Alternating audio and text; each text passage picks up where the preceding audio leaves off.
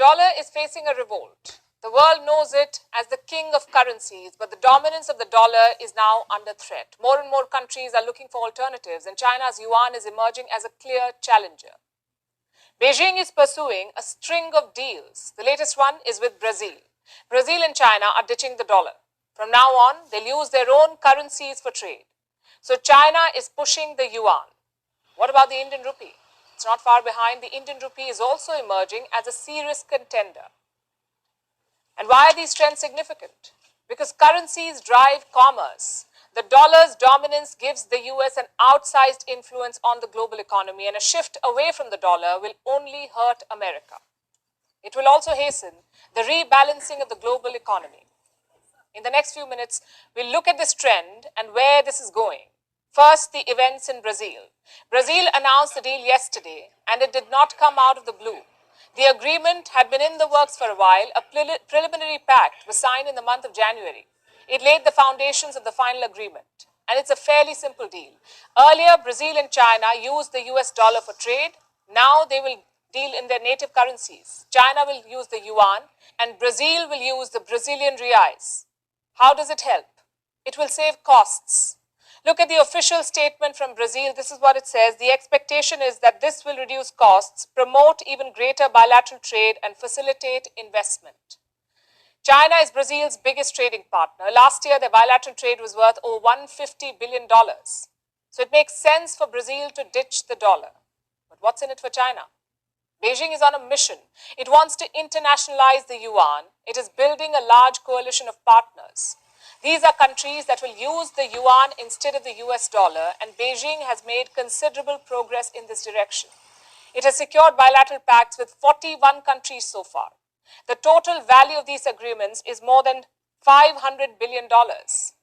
So the yuan is gaining international acceptance. And the petro yuan is rising. Now, what is the petro yuan? It's not a different currency. Petro yuan is simply using the yuan to settle oil bills, just like the petrodollar. And China is making an aggressive push for this. It is finding takers in oil-producing nations. Russia, for instance, it has embraced the yuan. So have Iran, Venezuela, and some African nations. Now, reports say Saudi Arabia is also considering the switch from the dollar to the yuan. And this is going to be a very important development. We know that Riyadh has been at odds with Washington and is getting closer to Beijing. But ditching the dollar will be a decisive move. Meanwhile, the Indian rupee is also competing in this race. Last year, India's Reserve Bank made a move. It allowed international trade settlements in the Indian rupee. It's still early days, but India has made progress. Banks in 18 countries have shown interest. They've opened special accounts, and these accounts will help them settle trade payments in the Indian rupee. And these are the countries we're talking about. They're ditching the dollar. They want to use the Indian rupee for trade with India. Earlier this year, Brazil and Argentina floated an idea. They're thinking about a common currency for South America.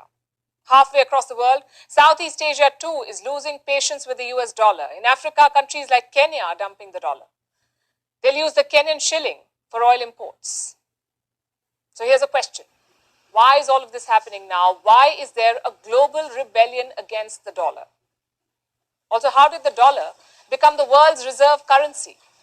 It happened after the Second World War in the year 1944. 44 allied countries met at Bretton Woods in the US. 44 countries came together. They wanted to avoid another financial turmoil, so they created a system, a set of rules that would shape the global economy as we know it today. It led to the creation of the International Monetary Fund, the IMF, also the World Bank. The Allies also agreed to a new exchange rate system. Each country pegged the value of its currency to the US dollar, and that's how the American dollar gained its dominance. The Bretton Woods Conference gave the US immense power to dominate the global economy.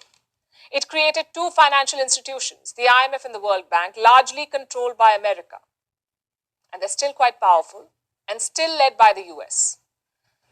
As for the dollar, it is still widely used, both inside and outside the US. About $1 trillion notes are in circulation outside America. Some 40% of the world's debt is issued in US dollars. Nearly 60% of the global currency reserves are in US dollars, and close to 90% of all foreign exchange trade involves the US dollar. The world economy is hooked to the dollar, but now it wants to give up this addiction, but it will not happen overnight. The dollar's downfall, though,